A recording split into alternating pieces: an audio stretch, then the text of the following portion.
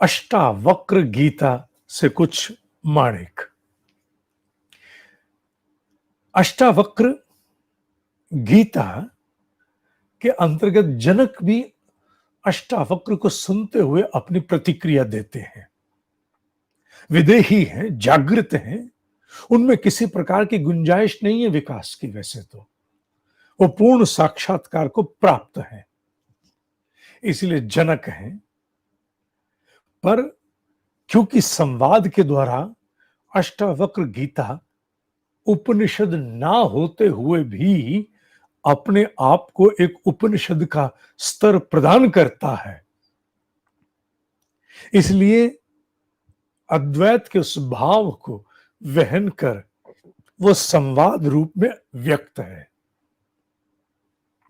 जनक दूसरे अध्याय में अपने हिस्से की बातें जोड़ते हैं, अष्टावक्र को पुष्टि देते हैं, अनुमोदन देते हैं। आप ठीक कह रहे हो, ऐसा ही होता है, ऐसा ही होता है, ये होता है। उसमें जो उन्होंने एक श्लोक है जिसमें सारे श्लोकों का सौंदर्य आ गया, उस माणिक को मैं आपके सामने प्रस्तुत करता। वो अपने आप पर ऐसे ठुड्डी पर हाथ लगाकर आश्चर्य कर रहे हैं। आत्मा अपने आप से बात कर रही है, जीवात्मा ये क्या है? ये एक प्रकार का अद्वैत का काव्य है। काव्य में कहते हैं ना, जहां ना पहुंचे रवि वहां पहुंचे कवि। जहां सूर्य नहीं जा सकता, कवि की कल्पना चली जाती है। जनक कवि बन करके और अब एक जीवात्मा रूप में अपने ही ऊपर आश्चर्य कर रहे हैं। ऐसा व्यवहारिक रूप में हो सकता? नहीं, हो नहीं सकता, हो नहीं सकता, ऐसा हो नहीं सकता। पर क्योंकि उन्होंने इसे एक अद्वैत को काव्य का स्वरूप दिया है, एक सौंदर्य दिया है, एक ब्यूटी दी है, तो वो अपने अद्वैत को और प्रखर करने के लिए, अभेद को, विलय की अवस्था को और प्रखर करने के लिए अपने ही स्वरूप में अपने ही आप से बात कर रहे हैं। जीवात्मा अपने स्वरूप से ही बात कर रही है। क्या? तो बड़ा, जैसे कोई शीशे में देख करके अपने आप से कहे, बहुत सुंदर है तू, देख ले। मैं नहीं कह रहा हूं, टूटे दांत बिना बाल से नहीं कहूंगा, पर जो कोई सुंदर होगा वो कहेगा अपने आप से, देख तू बहुत सुंदर है, नजर ना लग जाए तुझे किसी की, है तो बहुत सुंदर, बहुत सुंदर है। अब ये क्या होगा? अपनी प्रशंसा अपने मुख से शीशे के सामने कर रहे हैं, अपने आप को पुष्ट कर रहे हैं, अपने आप को अनुमोदन करें। किसी के सामने तो व्यंग बन जाएगा, पर अपने आप से कहा जा रहा है तो बहुत सुंदर। और शीशे में खड़े होकर मैं कल्पना करता हूं, मैं तो नहीं, पर बाकी जितने भी सौंदर्य प्रसाधन इस्तेमाल कर रहे हैं, वो शीशे के सामने लगा लगा के चीजें घूम घूम के यही तो पुष्टि करते होंगे। अब ठीक है, अब ठीक है, अब ठीक है। उसके बाद भी बाहर वाले से पूछते हैं, ठीक है ना? तो जीवात्मा अपने ही सौंदर्य को अपने ही भीतर आश्चर्यचकित होकर देख करके ऐसा, अच्छा तेरे अंदर ये सब कुछ है, कमाल है। तेरे अंदर तो अपार विशाल समुद्र है, कमाल है। अनुभवों के इतनी तरंगे तेरे अंदर उठती हैं, तेरे बीच उठती हैं, आपस में टकराती हैं, समाप्त हो जाती हैं। जीवन के अनगिनत विषयों की तरंगे उठती हैं, अपने ही स्वभाव में उठती हैं। लिप्सा की, कामना की, क्रोध की, मूल्यांकन की, ना जाने किस किस की, अपने ही स्वरूप में उठती हैं, खूब ऊपर जाती हैं।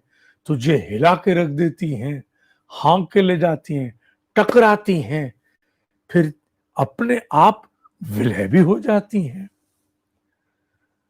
तेरे ही भीतर बहुत बड़ा विशाल अनंत सागर है, वो तेरी की, जिसमें अनगिनत लहरें उठना, खेलना, टकराना, विलय हो जाना, सब अपने आप।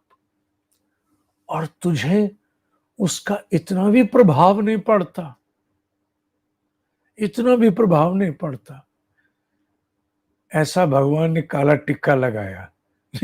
श्लोक में तो ये नहीं है काला टिक्का, मैं बोल रहा हूं कि ऐसा सौंदर्य है तुझे कोई फर्क नहीं पड़ता, और तेरे भीतर इतना कुछ रहता है। कमाल है तू जीवात्मा, हे अजन्मा, हे सच्चित आनंद, हे शिवो हम, हे सो हम। कमाल है तू भाई, वाह। साक्षी, दृष्टा, तेरे सामने, तेरे ही अंदर इतना बड़ा सागर, उसकी लहरें, बड़े बड़े जहाज उठते गिरते हैं। कमाल है, कमाल है, कमाल है। मई अनंत महामोघौ, अनंत महामोघौ, अपार विशाल समुद्र है। अनंत, इन्फिनिटी, कोई सीमा नहीं है, कोई सीमा नहीं। आश्चर्यम, आश्चर्य का विषय। जीव विचय, जीवन के समूचे विषय, उनकी तरंगे, जीवन के विषयों की तरंगे, कोई थॉट, कोई चिंता, कोई कल्पना, ये तरंगे हैं जीवन के विषयों की। उद्यंती, और उठती हैं। घनंती, आपस में टकराती हैं, कभी कोई तो कभी कोई, कभी कोई तो कभी। अभी ये थॉट चल रही थी, अभी ये अधूरी पड़ी, दूसरी आके हाँक के ले गई, टकरा के। खेलंती, आपस में खेलती हैं, एक कल्पना से दूसरी कल्पना। पहले पप्पू पास होगा, पप्पू फिर पार्टी देगा, पार्टी कहां पर देगा, पार्टी में किस किस को बुलाएगा, पार्टी में क्या क्या होगा, आपस में खेलती हैं। प्रविशंति, और फिर अपने आप विलय हो जाती हैं। पार्टी हो गई, पप्पू इज डन। अब किसको याद, किसकी शादी में कितने व्यंजन थे, कितने खाए, कितने रह गए, हु बॉदर्स। हुआ अनुभव, गया अनुभव, समाप्त। स्वभावतः, अपने ही स्वभाव से गुणों में गुण बरतते हैं। श्रीमद् भगवत गीता में व्यास कहते हैं, ये लहरें हैं जो इस सागर में उठती, खेलती, टकराती, लड़ती, फिर सागर में ही विलय हो जाती है। मूल सागर को कोई फर्क नहीं पड़ता। तल शांत, सागर के गहरे तल में चले जाओ तो उसे पता होता है कुछ नहीं, शांति है वहां।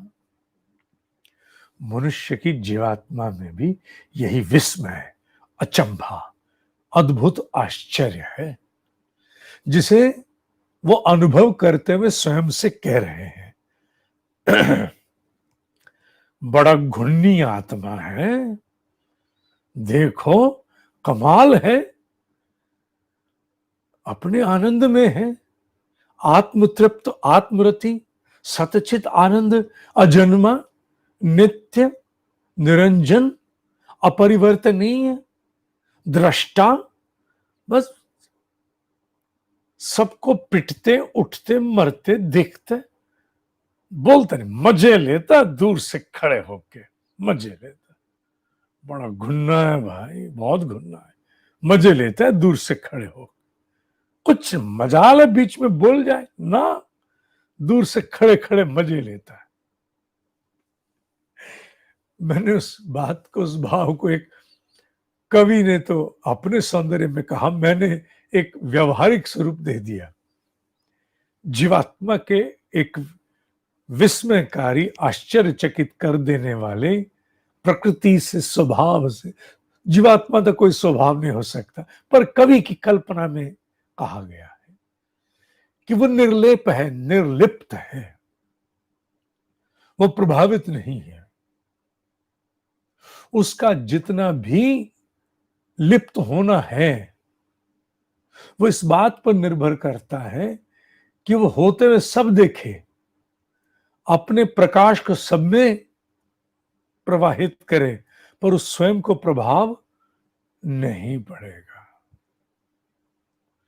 अर्थात वो एक ऐसे स्वरूप में है जहां उसके प्रकाश से, सूर्य के प्रकाश से सूर्य को फर्क नहीं है। उसका प्रकाश जल में, थल में, आकाश में, भूगर्भ में, पत्तों पर, मनुष्य में जाके अलग अलग परिवर्तन करता है। पर उससे सूर्य को फर्क हुआ? कोई जल रहा है, कोई तप रहा है, सूर्य को फर्क पड़ा? नहीं। सूर्य तो दृष्टा है। उसी प्रकार जीवात्मा का भी यही आश्चर्य है। उसी के सामने, उसी के समक्ष सब होता है, उठा चलती है, पर उसे कोई फर्क नहीं। ये उसमें अद्भुत सौंदर्य है। इसी का उल्लेख यहां ब्रह्म ऋषि ने अपने इसमें श्लोक में कहा, मई अनंत महाम भोगौ आश्चर्यम जीव विचयः उद्यन्ति घनन्ति खेलन्ति प्रविशन्ति स्वभावतः। आज के लिए इतना ही।